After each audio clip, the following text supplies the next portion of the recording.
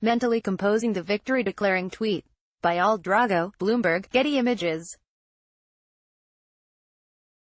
For a person who theoretically has a lot of other things to worry about, Donald Trump is abnormally obsessed with the daily fluctuations in the stock market.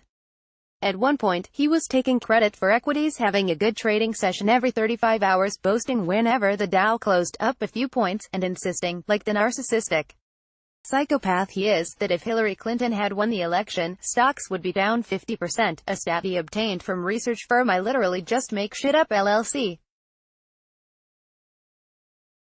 Unfortunately for Trump, he's also obsessed with waging self-defeating trade wars that Wall Street doesn't like at all.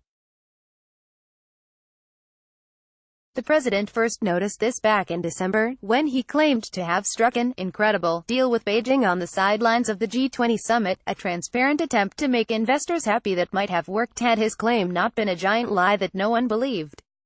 So now, he's trying a new tactic, actually cut a real deal, any deal, in the hopes that investors reward him with a bigly rally he can tweet about from now through 2020.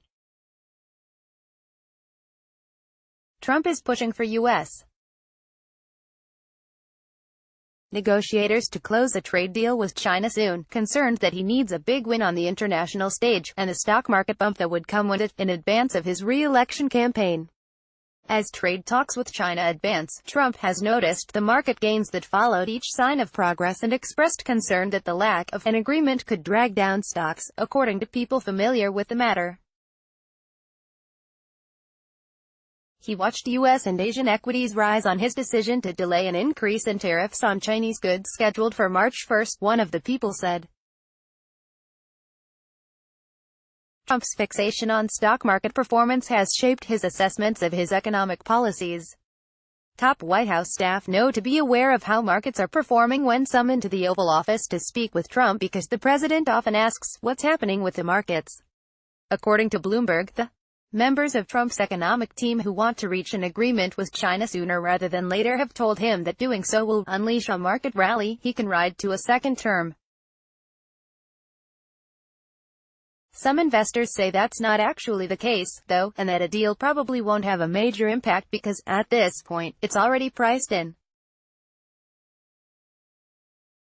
Others say dragging this out indefinitely will roil the markets, and that the risk could be more to the downside. There's also some concern that Trump will agree to something, anything, just so he can claim victory without, as Senator Chuck Schumer warned, achieving meaningful, enforceable, and verifiable structural reform to China's trade policies. So far, Trump's good and easy to win trade war has had the exact opposite effect he intended, contributing to a record trade deficit in 2018.